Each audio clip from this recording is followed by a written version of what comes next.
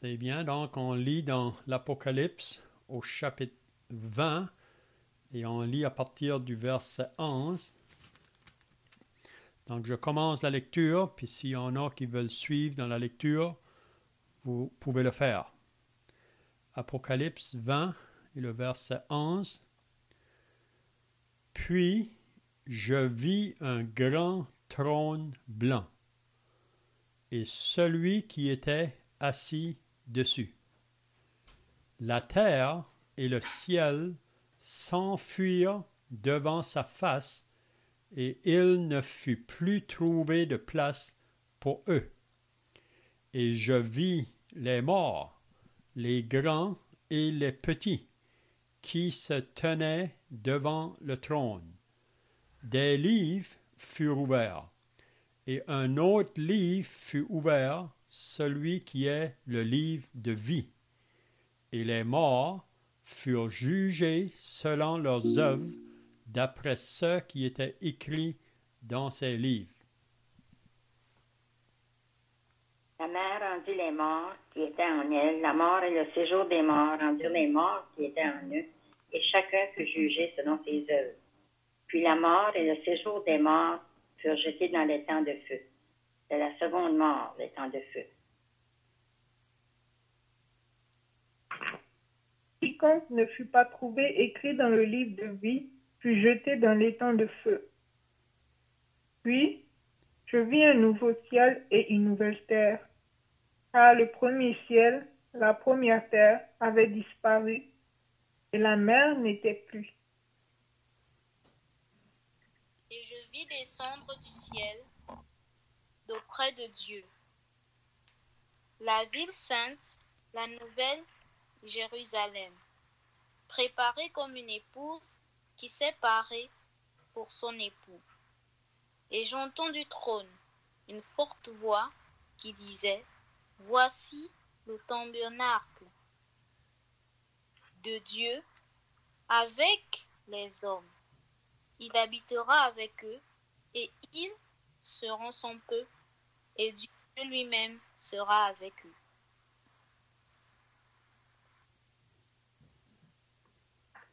Il essuiera toute larme de leurs yeux, et la mort ne sera plus, et il n'y aura plus ni deuil, ni cri, ni douleur, car les premières choses ont disparu.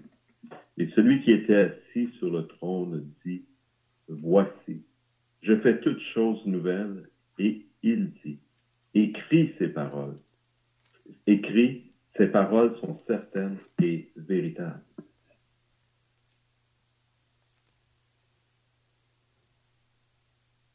Et il me dit, c'est fait, je suis l'alpha et l'oméga, le commencement et la fin. À celui qui a soif, je donnerai de la source de l'eau de la vie gratuitement. Celui qui vaincra héritera ces choses, je serai son Dieu et il sera mon fils. Mais pour la lâche, les incrédules, les abominables, les meurtriers, les débauchés, les magiciens, les idolâtres et tous les menteurs, leur part sera dans l'étang ardent de feu et de soufre, ce qui est la seconde mort. Amen. C'est bien, donc, si vous étiez là la semaine passée, on avait regardé quand que Jésus vient là à la fin de la tribulation pour faire la guerre à l'Antichrist et le faux prophète qui seront réunis ensemble avec des nations de la terre pour faire la guerre à Israël. C'est à ce moment-là, quand que Israël va se voir là vraiment au mur, si on peut dire, qu'ils vont invoquer Dieu, l'Éternel. Puis c'est à ce moment-là que Jésus va descendre du ciel pour combattre l'Antichrist et le faux prophète et toute l'armée qui est avec lui. Donc ça se fait à la fin de la tribulation. Puis, comme on a dit la semaine passée, Jésus vient à ce moment-là pour établir son royaume sur la terre. Un royaume qui est attendu depuis des siècles. Un royaume qui avait été annoncé longtemps passé par les prophètes. Un royaume où la paix va régner, où la justice va régner. Donc, Jésus, on sait qu'à sa première venue, on l'attendait comme celui qui venait, comme le Messie qui allait établir son royaume sur la terre à ce moment-là. Mais comme on a vu la semaine passée, pourtant les prophéties de l'Ancien Testament, des prophètes qui avaient parlé, avaient annoncé qu'avant que Jésus règne, il faut premièrement qu'il meure, il faut qu'il souffre et qu'il meure. Puis on sait que le peuple d'Israël, c'est pas qu'ils ne savaient pas ces choses-là, mais c'est comme si que pour eux, le Messie, c'est celui qui vient pour établir son règne maintenant. Ils n'ont pas compris qu'il doit souffrir et mourir. Puis, on sait que la promesse est toujours là. Et ce que Dieu a promis, il va l'accomplir. Donc, même les disciples avaient de la difficulté là, à comprendre le Messie qui va mourir. Mais Jésus est mort, il a été mis dans le tombeau, le 3e jour, il est ressuscité, puis pendant 40 jours, il a prouvé à ses disciples qu'il était réellement ressuscité, puis ensuite, il est monté au ciel. Mais avant de partir au ciel, il a dit à ses disciples, vous allez être mes témoins, vous allez parler de moi dans Jérusalem, dans la Judée, dans la Samarie et jusqu'aux extrémités de la terre. Puis on sait que si vous lisez dans les Actes des Apôtres, on voit que les disciples ont obéi à ce commandement-là. Donc ça fait maintenant 2000 ans passés quand que l'Église a commencé à Jérusalem. Puis depuis ce temps-là, l'Évangile est proclamé dans toutes les générations qui ont existé depuis ce temps-là. Puis beaucoup de personnes ont répondu à l'appel, beaucoup ont été sauvés. Donc, ils font partie du corps de Christ qui est l'Église. Mais comme on a dit dans les semaines passées, l'Église sera enlevée avant que la tribulation commence, avant que l'Antichrist prenne place. Puis à la fin, comme on vient de dire là, Jésus reviendra à la fin de la tribulation. Mais là, quand il revient, il vient pour établir son règne, son royaume. Donc, qu'est-ce qu'on avait vu la semaine passée? C'est que avant d'établir son royaume, on sait qu'il va y avoir le jugement des nations, ça on lit ça dans Matthieu 25, mais juste avant que son royaume commence, on avait vu la semaine passée, au début du chapitre 20, que Satan va être enchaîné, il va être lié pour être jeté dans l'abîme pendant les 1000 ans que Jésus va régner sur la terre. Donc Satan, à ce moment-là, aura plus d'accès pour séduire les gens sur la terre. Puis on avait dit aussi que le 1000 ans, quand il va commencer, ça commence avec tous des croyants. Et c'est tous ceux qui auront cru dans la tribulation, là, ils vont souffrir beaucoup parce qu'ils ne vont pas vouloir se soumettre à l'Antichrist ou à la bête, même qu'il y en a beaucoup des autres qui vont mourir. Mais à la fin de la tribulation, ces croyants-là qui ont été mis à mort dans la tribulation vont ressusciter, puis ceux qui vont être encore vivants, c'est eux qui vont rentrer dans ce 1000 ans-là de règne du Seigneur. Oui.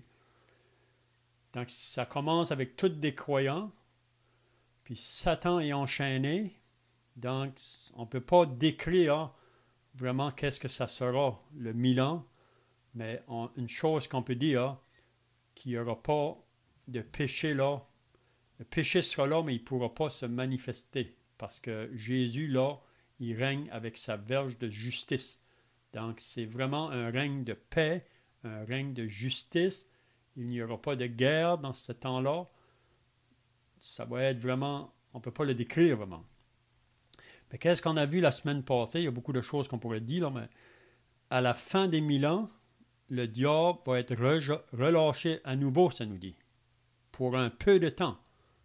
Pas pour longtemps, un peu de temps, mais quand il va être relâché, il va encore attirer à lui beaucoup de personnes, une grande armée.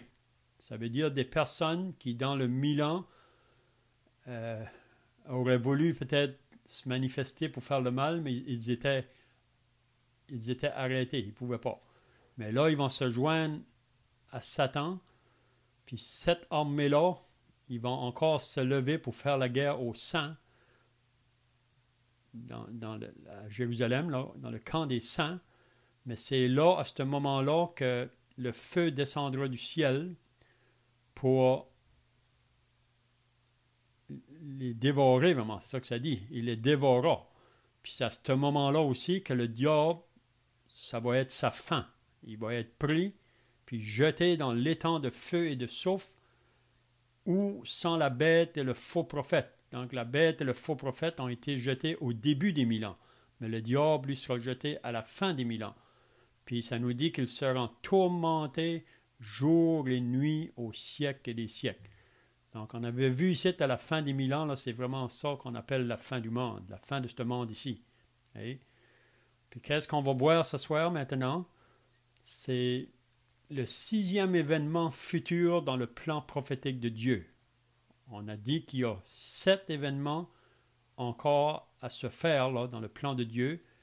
Puis si vous vous rappelez, on avait dit la semaine passée que le premier événement qu'on attend, là, c'est l'enlèvement de l'Église. Okay? Mais ce qu'on va regarder ce soir, c'est le 6e événement. C'est concernant le grand trône blanc ou le jugement dernier. Puis, je ne sais pas si on aura le temps pour regarder, là, mais au chapitre 21 et le chapitre 22, là, il nous parle du 7e événement qui prendra place, puis c'est le nouveau ciel et la nouvelle terre, ou le nouveau ciel et la nouvelle terre. Donc ce soir, qu'est-ce qu'on va regarder maintenant? C'est à partir du verset 11, concernant le jugement dernier. Donc, je fais une pause. S'il y a quelqu'un qui a des pensées ici à ajouter, là, de qu'est-ce qu'on a vu la semaine passée. Sinon, on commence au verset 11.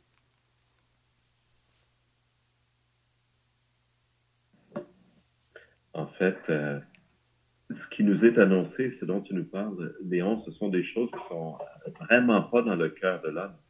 Ce sont des choses qui, si on regarde les gens autour de nous, ne les préoccupent pas du tout. Et pourtant, Dieu nous annonce ces choses pour que nous y portions attention. Et les gens n'y portent pas attention, ils ne veulent pas croire à ce genre de choses. Et en plus, non seulement ces choses ne sont pas dans les pensées du cœur de l'homme, mais même dans nos cœurs, ces choses, je dirais, ne montreraient pas naturellement notre esprit. C'est-à-dire que Satan va être lié 1000 ans et que les gens vont voir et, bénéficier du règne, pensons-y, du règne de Jésus-Christ sur la terre, avec toutes les bénédictions que cela peut engendrer. Tu disais qu'on ne peut pas imaginer tellement le millénium, mais on peut certainement voir que ce sera un règne de justice où ce ne sera pas la guerre, ni la famine, ni les tremblements de terre, les tsunamis et toutes ces choses-là. C'est vraiment un règne de paix. L'homme va donc pouvoir vivre en paix dans sa maison, le rêve de beaucoup de gens aujourd'hui. Et cela va se produire. Et pourtant, on voit, et je suis d'accord avec ce que tu disais, c'est-à-dire que le péché va être présent parce que le cœur de l'homme est pécheur. L'homme a cette nature de péché. Cependant, le péché n'aura pas libre cours. On sait aujourd'hui comment, sur la place publique, hein, les lieux de prostitution ont pignon sur rue, les tavernes, les lieux de débauche, même les clans de Hells Angels, puis des bandes de motards et de toutes sortes de choses ont ouvertement pignon sur rue et ne sont pas empêchés. Mais la Bible nous dit que Christ va régner avec une verge de fer. Ces choses ne seront pas tolérées. et ne pourront pas prendre place pendant le millénium, pendant la présence du règne de Christ. Et je présume, je pense au psaume numéro 2, qui nous parle de cette rébellion dans le cœur de l'homme. L'homme va donc être, d'une certaine façon, empêché de tout exercer les pensées de son cœur. Et malheureusement, malgré cette beauté du règne de Christ, même dans ce décor, si on pouvait dire, idyllique, les gens vont encore refuser de se convertir. Et ces gens qui ne se seront pas convertis vont se laisser entraîner par leur nature pécheresse à aller même jusqu'à penser encore qu'ils pourraient renverser le plan de Jésus-Christ et le plan de Dieu, allant jusqu'à s'opposer à lui, comme je disais, je faisais référence au psaume 2, mais il y a d'autres passages aussi qu'on pourrait utiliser. Donc, c'est une chose assez inimaginable entre vous et moi si on veut s'arrêter à y penser. Est-ce que la pensée serait venue dans nos cœurs de s'imaginer qu'après un millénium de paix, l'homme se rébellerait encore contre Dieu? Et c'est vraiment la démonstration magistrale. Vous savez, je pense dans mon cœur, et tu pourras me corriger, Léon, si tu n'es pas d'accord, mais je pense dans mon cœur que c'est pas pour rien que Dieu permet que Satan soit lié et qu'après 1000 ans encore, il soit délié. Cela nous montre vraiment à quel point il n'y a rien à faire avec la nature humaine. L'homme ne peut plaire à Dieu. La Bible nous dit que sans la foi, il est impossible d'être agréable à Dieu. Ce ne sont pas des choses auxquelles on a tendance à penser et à accepter naturellement.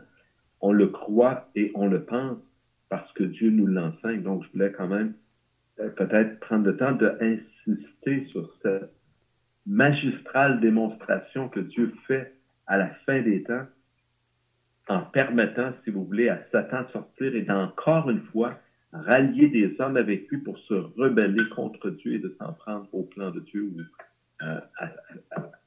à Jésus-Christ, à son règne. Oui, c'est là que ça prouve que même quand que Satan ne sera pas là, Satan sera lié pendant les 1000 ans, ça prouve encore que le cœur de l'homme est mauvais, là, est mal. Il voudrait faire le mal, ceux qui vont refuser, comme tu viens de dire, de se convertir dans ce temps-là au Seigneur Jésus. Ils voudraient faire le mal, mais ils vont être arrêtés parce que c'est Christ qui règne. Mais ils vont en profiter quand que le diable va sortir pour s'allier de nouveau avec lui. Mais c'est là qu'il va être la fin. Donc, on avait dit la semaine passée, si vous suivez dans la Bible, depuis la chute du diable, là, qui a été jeté en dehors de la présence de Dieu, c'était vraiment un ange créé de Dieu, mais parce qu'il a voulu s'élever pour s'asseoir sur le trône de Dieu, c'est son orgueil vraiment, il a voulu s'élever, donc Dieu l'a jeté en dehors de sa présence, puis on sait qu'il a entraîné beaucoup d'autres anges avec lui. Mais depuis ce temps-là, si vous le suivez dans la Bible, le diable, il va toujours en descendant. Il descend. Puis ici, ça va être sa descente finale.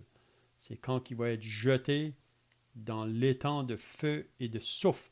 Puis il faut bien le souligner, ça dit qu'il va être là, tourmenté jour et nuit au siècle et des siècles. Donc, il n'y aura pas un anéantissement, comme qu'il y a certaines sectes qui annoncent ou qui croient que le méchant va être anéanti à un moment donné. Mais ça, ce n'est pas dans la Bible. Vous savez, ceux qui vont refuser de croire en Jésus, ils auront à souffrir éternellement. Il n'y aura pas de fin, il n'y aura pas de repos, ni jour ni nuit, que ça nous dit dans l'Apocalypse 14. Donc, on commence au verset 11. Donc, ici, après que le diable est jeté dans son lieu, l'étang de feu, après que ce monde ici va être consumé, vraiment tous les éléments de la terre vont se défaire. Donc là, on parle qu'il va prendre place le grand trône blanc, le jugement dernier. Puis la plupart des gens, peut-être que ce n'est pas une parole qui est dans la bouche des gens là, de jour en jour, mais la plupart des gens ont entendu concernant un jugement dernier. Et même toutes les religions enseignent qu'un jour, il y aura un jugement dernier. Mais on sait que pour beaucoup de religions, qu'est-ce qui va déterminer où je vais aller après?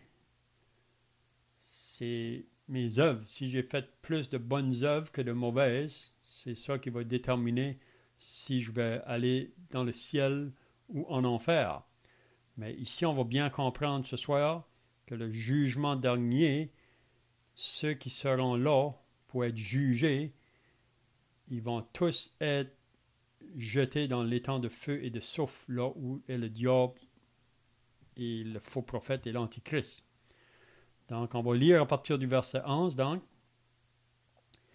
il dit, « Puis je vis un grand trône blanc. » Donc, c'est toujours Jean, dans cette révélation qu'il a eue là, puis il devait le transmettre, il devait l'écrire, cette révélation-là. On voit ça au début, aux 7 églises, puis c'est parvenu jusqu'à nous aujourd'hui, parce que c'est la parole complète, si on peut dire. Le livre de l'Apocalypse, vraiment, c'est la parole complétée, hein, c'est la fin.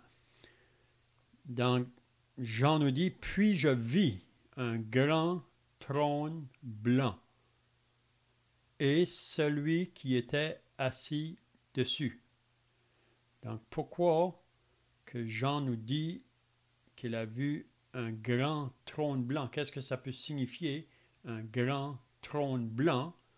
Puis il nous dit aussi, et celui qui était assis dessus. Il ne mentionne pas le nom de celui qui était assis dessus.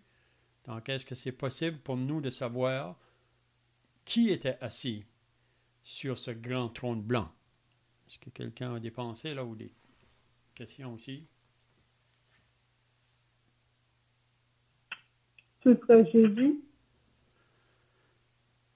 C'est ça. On croit que ça va être Jésus. Puis l'idée aussi, quand on dit un grand trône blanc, parce que celui qui va être assis dessus, il est grand. Hein? On sait que celui qui va être assis dessus est grand, mais un jour, il s'est humilié, ce personnage-là. Et il a été prêt à quitter le ciel pour venir à la terre afin de donner sa vie en sacrifice pour que nous, les pécheurs, qui étions perdus devant Dieu, puissions être justifiés ou être réconciliés avec Dieu. Donc ici, nous croyons que celui qui est assis sur ce grand trône blanc, ça sera Jésus. Mais est-ce qu'il y a des passages qui nous disent ça, que c'est Jésus qui sera assis sur ce grand trône blanc? Est-ce que quelqu'un a des pensées là, concernant des passages qui nous disent ça?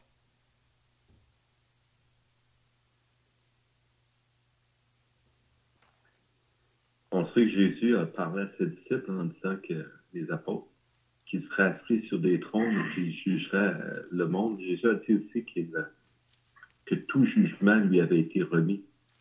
Donc c'est à lui que reviennent ces choses. Mm-hmm.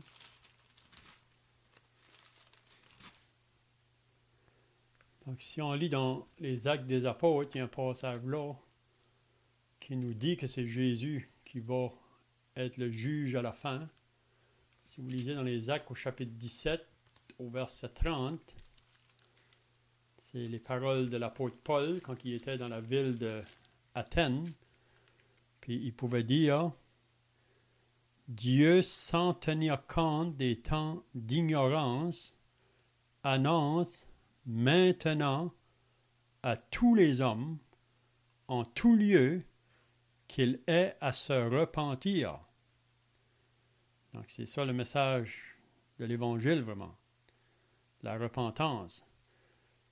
Parce qu'il a fixé un jour où il jugera le monde, selon la justice, par l'homme qu'il a désigné, ce dont il a donné à tous une preuve certaine en le ressuscitant des morts. Donc ici, Paul nous dit vraiment qui est celui qui va juger les hommes un jour. C'est celui qui a été crucifié, qui a été mis à mort, mais il est ressuscité le 3e jour. vous savez que Jésus a dit dans Jean 3, « Je ne suis pas venu pour juger le monde, mais pour sauver le monde. » Mais tous ceux qui refusent de croire en lui pour être sauvés, ils devront le rencontrer un jour comme leur juge. Donc ce soir, Jésus veut sauver le pécheur. Il ne veut pas juger le pécheur. Mais si le pécheur refuse de se repentir et de croire en lui, donc il faudra un jour rencontrer Jésus comme le juge. Donc, un grand trône blanc, parce que celui qui est assis est grand, puis aussi le trône blanc, le blanc, ça nous parle toujours de la pureté et de ce qui est saint. Donc, on sait que Jésus est le saint des saints, vraiment.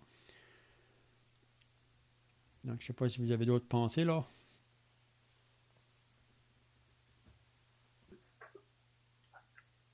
Tu mentionnais, Léon, que notre Seigneur Jésus s'était humilié. Il s'était abaissé, mais qu'il était grand en réalité. Et effectivement, on voit un principe de Dieu, et Jésus le dit, celui qui veut être grand, qu'il se fasse serviteur. Et c'est vraiment l'exemple que le Seigneur nous a donné. Lui-même, le plus grand, est devenu le moins grand. C'est-à-dire qu'il s'est tellement rendu serviteur pour nous, qu'il est mort pour nous. Donc, c'est le niveau d'abaissement et que le Seigneur a accepté en devenant serviteur. On sait que le Seigneur Jésus s'était mis à genoux pour laver les pieds des disciples. Et que Pierre s'est indigné de cela. Et il avait raison. Non, pas moi, Seigneur, tu ne peux pas me laver les pieds. Moi, je vais te laver les pieds. Mais le Seigneur Jésus a de s'opposer à cela et de dire, il faut que je te lave les pieds. Sans ça, tu n'auras pas de part avec nous. Donc, il fallait que le Seigneur Jésus lui-même accomplisse cette œuvre de rédemption pour nos âmes. Il fallait qu'il s'humilie. Nous aussi, on se doit de s'humilier pour amener l'Évangile aux gens autour de nous. On se doit d'accepter les risées, les persécutions, les choses du genre, afin de leur amener l'Évangile. Donc, il ne s'agit pas de gagner notre ciel, mais il s'agit de faire la volonté de Dieu. Et la volonté de Dieu, c'est qu'on marche humblement devant sa face. Et c'est vraiment l'exemple sublime du Seigneur Jésus-Christ. Mm-hmm. Donc, le verset 11 nous parle d'un grand trône blanc et celui qui est assis dessus. Donc, on vient de dire que celui qui est assis sur ce trône, c'est Jésus. Donc, on peut se faire une imagination, vraiment, là, de ce grand trône blanc, puis Jésus qui est assis dessus comme le juge, celui qui va maintenant juger. Qu'est-ce qu'il dit après? Il dit que la terre et le ciel s'enfuirent devant sa face. Et il ne fut plus trouvé de place pour eux. Donc, qu'est-ce qu'on peut apprendre ici? Jean dit qu'il a ce grand trône blanc-là, celui assis dessus, mais ensuite il dit que la terre et le ciel s'enfuirent devant sa face. Qu'est-ce qu'on peut apprendre ici?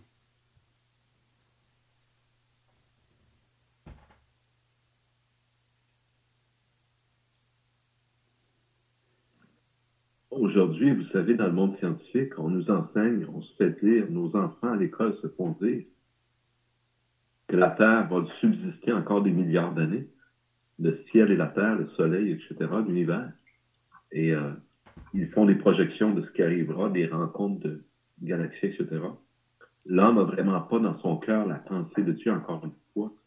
Cette Terre ne vivra pas des milliards d'années. Christ nous dit au contraire qu'il vient et de nous tenir prêts. Et tous ces pensées dans le cœur de l'homme font en sorte que l'homme n'est pas prêt à la rencontre de son Dieu. Et les prophètes nous avertissent de cela, d'être prêts à la rencontre de notre Dieu. Cette terre où nous sommes est destinée à la destruction. Pierre nous en parle dans ses épîtres. Et il nous dit même que des gens s'imaginent que les choses vont demeurer comme elles sont et comme elles ont toujours été, puis qu'il n'y a pas eu de déluge, puis que ces jugements-là, ces affaires-là, c'est pas vrai, c'est des histoires. Mais c'est au contraire très réel. Et malheureusement, les gens prennent cela comme à la rigolade, comme si c'était des fables et des mensonges. Mais Pierre lui-même dit que ce n'est pas sur des fables qu'on s'appuie, mais vraiment sur un témoignage visuel. Ils ont été témoins de la puissance du Seigneur Jésus. On en a mentionné avec le grand trône et de sa pureté. Le trône qui est blanc fait référence aussi à la pureté de notre Seigneur. Et cette puissance va se manifester dans le jugement. Et la Bible nous dit que c'est une chose terrible que de tomber entre les mains du Dieu vivant. C'est pas une chose qu'on doit rechercher. Et cette puissance va se manifester lorsqu'effectivement, il va balayer la terre et toutes ses œuvres. Tout cela est destiné à se dissoudre, comme Pierre le dit également. C'est vraiment de ce dont il est question. Donc, la terre, le ciel s'enfuir. Donc, quand il parle du ciel ici, il faut bien comprendre qu'il ne parle pas du ciel comme la demeure de Dieu. Vous vous rappelez que Paul, dans sa deuxième épître aux Corinthiens, il nous parle du troisième ciel. Mais il y a le premier ciel, il y a le deuxième. Le troisième ciel, ça c'est vraiment la présence de Dieu. Oui? Mais quand il parle ici que le ciel et la terre vont disparaître, le ciel ici, ça parle du premier ciel et du second qui va disparaître. C'est ça qu'on peut comprendre ici. Donc la terre et le ciel s'enfuirent devant sa face, et il ne fut plus trouvé de place pour eux. Puis une des raisons vraiment que ça va disparaître d'un sens, c'est parce que le péché a affecté tous les coins de la terre, si on peut dire, puis même dans les cieux et dans la dimension du deuxième ciel, là, même c'est là que le diable et ses démons se trouvent même dans ces lieux-là. Donc le ciel et la terre s'enfuirent devant sa face, il ne fut plus trouvé de place pour eux. Donc il n'y a plus de place et pour le ciel et la terre. Donc c'est pour ça qu'on voit au chapitre 21, là, on n'arrivera pas là probablement, mais il nous parle d'un nouveau ciel et une nouvelle terre. Parce que le premier ciel et la première terre a disparu. Donc, c'est la raison pourquoi il y aura un nouveau ciel et une nouvelle terre. Complètement nouveau. Oui? Donc, maintenant, au verset 12, il va dire « Et je vis », donc c'est toujours Jean, là, dans sa révélation, « Je vis les morts, les grands et les petits, qui se tenaient devant le trône. » Donc ici, Jean nous dit que devant ce grand trône blanc, il va y avoir des personnes qui vont se tenir là. Il dit il y aura des grands et des petits qui se tiennent devant ce trône-là. Donc, qu'est-ce que ça comprend, ça, les grands et les petits?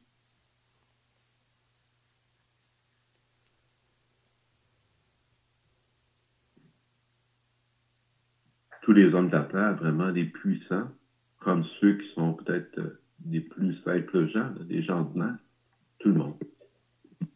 C'est ça.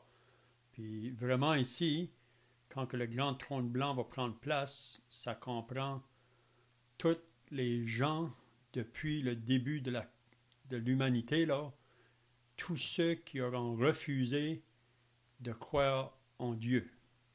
Puis on peut dire que ça va commencer avec Caïn. Caïn sera là, au grand trône blanc. Puis tous ceux qui auront suivi le chemin de Caïn. Vous savez, quand Dieu regarde sur la terre aujourd'hui, il voit deux groupes de personnes. Il voit ceux qui ont cru en lui, ceux qui n'ont pas cru en lui. Donc, on pourrait dire que depuis le début, il y a Abel qui a cru en Dieu par la foi, qui a offert un sacrifice à Dieu dont Dieu a pris plaisir dedans. Puis il y avait Caïn que lui a refusé de se repentir. Donc, tous ceux qui sont venus dans ce monde, c'est soit qu'on prend un chemin ou l'autre. On sait qu'on est tous nés avec la nature du péché, puis à cause qu'on a péché, on est sur un chemin de perdition. C'est pour ça que pendant notre vie sur la terre, il faut qu'on fasse une décision face au message de l'Évangile. Donc, tous ceux qui auront refusé de se repentir face au message des prophètes qui ont annoncé. Et la repentance est très importante. Donc, tous ceux qui auront refusé de se repentir, puis de croire, pour ceux de l'Ancien Testament, ils voyaient Jésus ou la croix en avant. Pour nous, on voit la croix en arrière. Mais tous ceux qui auront refusé de croire au Seigneur Jésus vont se trouver ici, devant ce grand trône blanc-là, pour être jugés pour leurs péchés. Vous savez que ceux qui ont cru en Jésus ne vont pas être jugés pour leurs péchés. C'est ça que Jésus dit dans Jean chapitre 5. Si vous lisez au verset 24, « En vérité, je vous le dis, celui qui écoute ma parole et qui croit à celui qui m'a envoyé a la vie éternelle et ne vient point en jugement, mais il est passé de la mort à la vie. » Donc, tous ceux qui vont croire en Jésus, ils n'iront pas en jugement pour être jugés pour leurs péchés, parce que Jésus a été jugé à leur place. Puis même Paul nous dit dans l'Épître aux Romains, au chapitre 8, « Il n'y a donc maintenant aucune condamnation ou aucun jugement pour ceux qui sont en Jésus-Christ. » Donc ici, quand il parle des grands et des petits qui vont se tenir là devant le trône, c'est comme qui vient d'être dit, ça va être les gens de tout niveau de vie, si on peut dire. Ça va être des personnes qui ont été bien haut dans la société, d'autres qui ont été très bas, des riches, des pauvres. Il y aura des gens de toutes sortes qui vont être là. Mais ceux qui sont là, c'est ceux qui n'auront pas cru en Jésus pendant leur vie sur la terre, qui ne seront pas repentis pour mettre leur foi au Seigneur Jésus.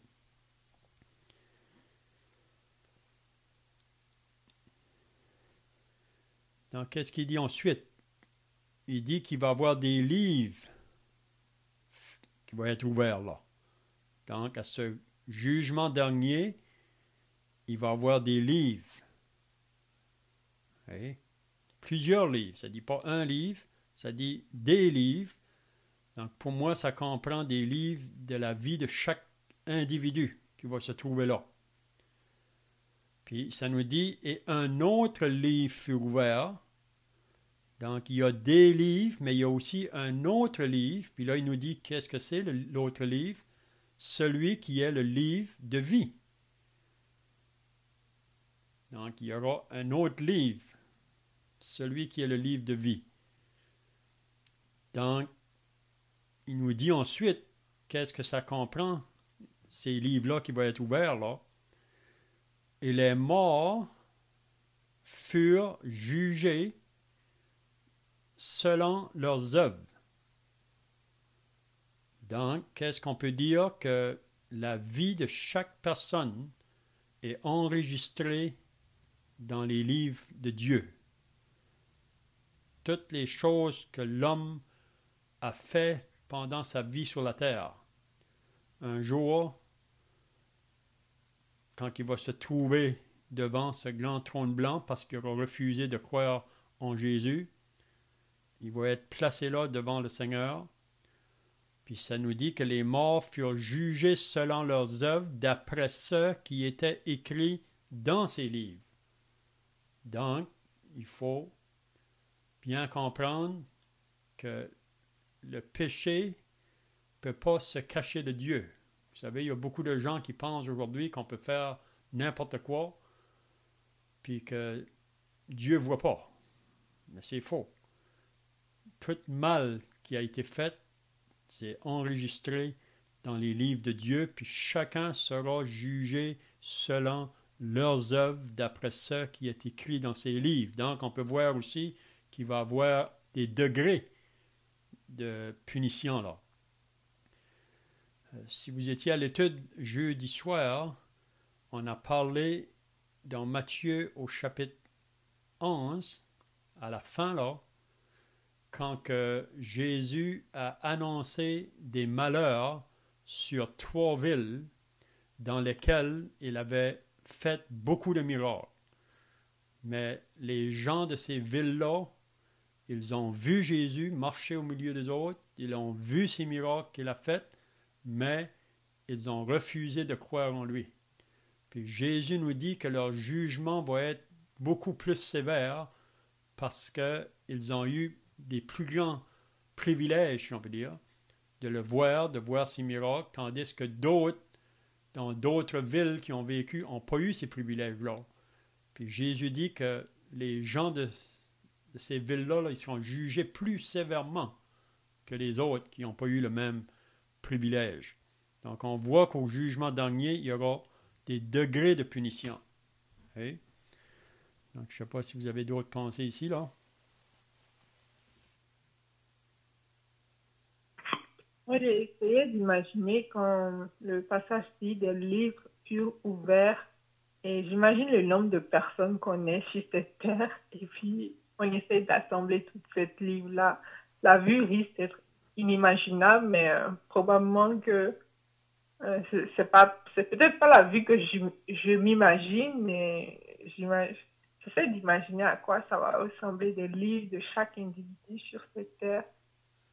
Déjà, parfois avec les données biométriques ou informatiques, les données qu'on peut écrire sur une personne, c'est énorme. Donc, j'imagine que chaque seconde, il y a nos informations qui sont enregistrées dans un livre.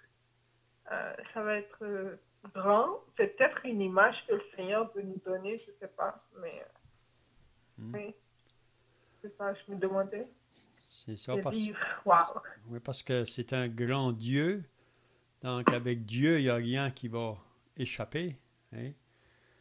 Même, comme tu viens de dire, même dans le monde aujourd'hui, on enregistre même toutes les naissances. Et chaque naissance est enregistrée aujourd'hui. Et chacun de nous, on a toute notre... même qu'on est même écrit dans les livres des gouvernements, notre naissance a été enregistrée. Puis même ici, par la suite, là, il va parler du livre de vie. Donc, le livre de vie, tous ceux que leur nom n'est pas écrit dans ce livre-là, ce sont ceux vraiment qui vont comparaître au jugement dernier. Là.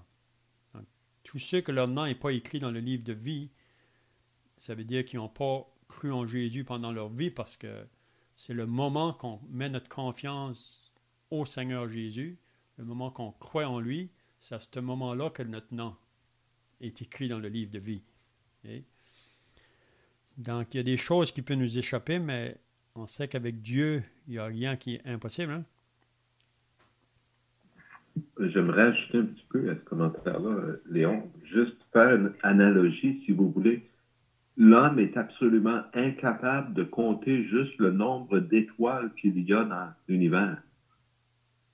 On fait des approximations basées sur des estimations et on arrive à des chiffres vraiment fantastiques. Quelque chose comme 10 à la 21, à la puissance 21, ça c'est des milliards de milliards de milliards de milliards. C'est vraiment au-delà de ce que on peut s'imaginer. Et Dieu a créé ça en un instant et la Bible nous dit qu'il a donné à chaque étoile un nom.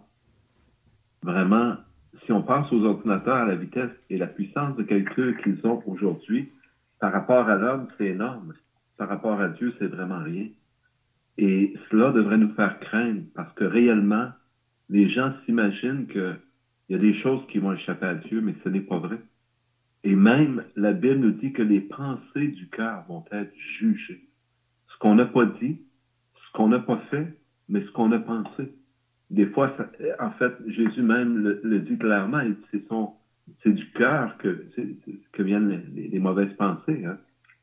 C'est du cœur de l'homme que montrent ces choses. Donc, même ce qui n'est pas aux yeux des autres vu et qu'on pense inconnu et caché, ce n'est pas caché devant Dieu. On a un psaume hein, qui dit si je m'en vais dans les ténèbres, tu y es. Si je m'en vais loin, tu y es. Dans les profondeurs, tu y es. Partout, tu y es. Avant même que la parole soit sur ma bouche, tu la connais.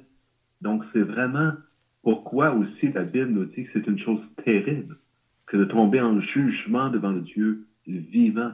C'est une chose qu'on doit à tout prix éviter. On n'est même pas nous-mêmes conscients à quel point on est coupable, criminellement responsable devant Dieu et quel châtiment pèse sur nous. si nous ne sommes pas pardonnés. Et heureusement, Dieu nous aime et Dieu ne désire pas nous juger, mais il désire que nous soyons sauvés et purifiés. Et il n'y a pas un péché, pas un iota de péché, il n'y a rien d'impur qui peut être dans la présence de Dieu. Et donc, il n'y a rien, absolument rien qui va échapper. Et c'est la seule façon d'échapper pour nous. Donc, c'est vraiment d'être entièrement purifié par Dieu lui-même, par Jésus, par son sang sur la croix. Ça. Oui, ça c'est une chose. Le Seigneur connaît le nombre des étoiles. Même on lit qu'il connaît le nombre des cheveux que nous avons sur la tête. Donc c'est un grand Dieu. Hein? Donc toute chose va être amenée à la lumière. Même l'apôtre Paul nous dit ça dans 1 Corinthiens 4, que toute chose sera apportée à la lumière de Dieu un jour. Donc on ne peut pas échapper Dieu. C'est pour ça que le prophète Amos nous dit dans son livre, « Prépare-toi à la rencontre de ton Dieu. » Oui. Donc je vois que le temps est passé, là. Peut-être qu'on peut terminer, là. Versets 13 et 14 va dire que la mer rendit les morts qui étaient en elle. Donc vous savez qu'il y a beaucoup de gens qui sont morts dans la mer, qui n'ont jamais été retrouvés. Oui. Leur corps est disparu dans la mer. Mais ici, ça nous dit que la mer va rendre les morts qui étaient en elle. Donc, tous ceux qui sont morts sans le Sauveur dans la mer, un jour, ils vont sortir de là pour comparaître au jugement dernier. La mort et le séjour des morts rendit les morts qui étaient en eux. Et chacun fut jugé selon ses œuvres. Donc, il mentionne encore la même chose, que chacun. Donc, un ne sera pas jugé pour les œuvres de l'autre. Et chacun sera jugé selon ses œuvres devant Dieu. Quand il dit la mort et le séjour des morts, c'est vraiment l'enfer, hein, le séjour des morts. Vous savez que quelqu'un qui meurt présentement dans ses péchés, qui n'a pas cru en Jésus, son corps retourne à la poussière, va à la poussière, mais son âme va être en enfer, ou le séjour des morts, ou la prison de Dieu, pour après sortir de là, pour comparaître là au grand jugement dernier là. Donc il dit, et la mort et le séjour des morts furent jetés dans l'étang de feu. Donc après que toutes ces personnes-là vont être jugées selon leurs œuvres, ils vont être pris pour être jetés dans l'étang de feu. C'est la seconde mort, l'étang de feu. Quiconque ne fut pas trouvé écrit dans le livre de vie fut jeté dans l'étang de feu. Donc, ici, c'est très clair que tous ceux qui vont être à ce jugement-là, ils vont être jugés selon leurs œuvres, ils vont avoir des degrés de punition, mais ils vont tous aller dans l'étang de feu. Puis on avait lu au verset 10, c'est là où le diable est, avec le faux prophète et l'antichrist, puis ils seront tourmentés jour et nuit au siècle des siècles. Donc peut-être quelqu'un peut trouver ça très dur. Et c'est ça que les gens vont dire. Est-ce qu'un Dieu bon peut envoyer des personnes dans un lieu comme ça? Mais Dieu ne veut pas envoyer les personnes dans ce lieu-là. Vous savez, l'enfer n'a pas été préparé pour les hommes. C'est pour le diable et ses anges. Mais si on refuse de croire en l'œuvre du Seigneur Jésus-Christ pour être sauvé, pour avoir nos péchés lavés, pardonnés, c'est là la place qui nous est réservée. C'est ça que Jésus a dit. Celui qui croit au Fils a la vie éternelle. Celui qui ne croit pas au Fils, il ne verra point la vie. Mais la colère de Dieu demeure sur lui. Donc c'est vraiment un passage très solennel pour moi, à la pensée là qu'il va y avoir des gens, beaucoup de gens, qui vont se trouver à ce grand trône blanc. Puis je crois que nous, les chrétiens, nous serons là aussi. Mais nous serons du côté du Seigneur. Et on sera probablement à ses côtés et en arrière. Lui va être assis sur le grand trône blanc. Puis je crois que toutes les personnes qu'on aura rencontrées sur la terre, on va se voir là. C'est soit qu'on va voir des personnes qui vont être du même côté que nous, qui ont cru, ou des personnes qui n'ont pas cru, ils seront devant le juge. Puis c'est là la dernière fois qu'on va voir des personnes à qui on aura parlé de l'Évangile, puis qui auront refusé le message. C'est triste à la pensée qu'il y aura des parents là, il y aura des enfants là, il y aura des collègues de travail là, il y aura des étudiants là, des personnes qu'on aura rencontrées pour leur communiquer le message, mais qui n'auront pas répondu à l'appel. C'est vraiment triste à la pensée. Donc on devrait continuer à prier pour chercher les âmes qui s'en vont dans ce lieu-là. Donc, s'il n'y a pas rien d'autre à ajouter, là, on va terminer par la prière. Moi, je voulais poser une question. C'est quoi la différence entre mort et séjour des morts? La mort et le séjour des morts? Explique-moi tout ça.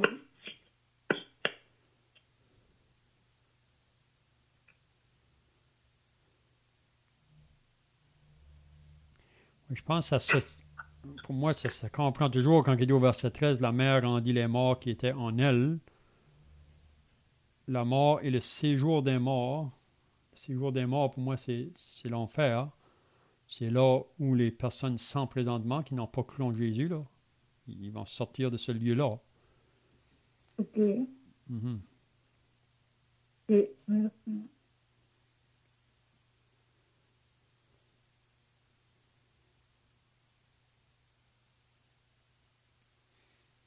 C'est bien, donc on termine par la prière, puis on peut chanter un cantique pour terminer.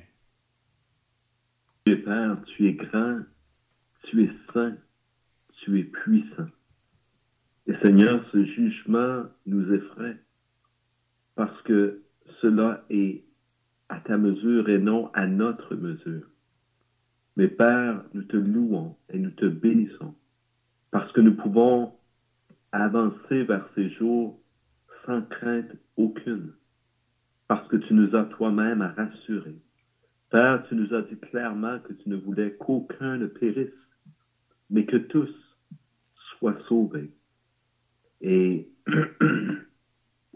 Jésus de déclarer que il nous tient dans sa main. Notre Père, nous sommes entre bonnes mains, entre les mains du Seigneur pour tous ceux qui croient. Et c'est une chose bonne pour nous de considérer et de nous rappeler ces réalités de la justice de notre Dieu. Car Seigneur, aucune impureté, jamais, ne sera tolérée par toi. Et tu ne peux pas. C'est contraire à ta nature même de tolérer le péché. Seigneur, nous te bénissons donc de ce que tu as été jusqu'à sacrifier même ton Fils pour nous donner cette assurance que nous serons et que nous sommes déjà pardonnés et que la colère de Dieu n'est plus sur nous. Père, ta colère est tombée sur ton Fils. C'est là tout le sens de l'évangile qui nous est annoncé. Un évangile, Seigneur, que aucun homme n'aurait pu inventer. Car qui, en tant qu'homme, dans son cœur, peut imaginer une chose pareille? Dieu lui-même prenant sa place sur la croix. Seigneur, c'est vraiment un plan divin qui nous vient de toi et nous t'en bénissons par Jésus-Christ. Amen.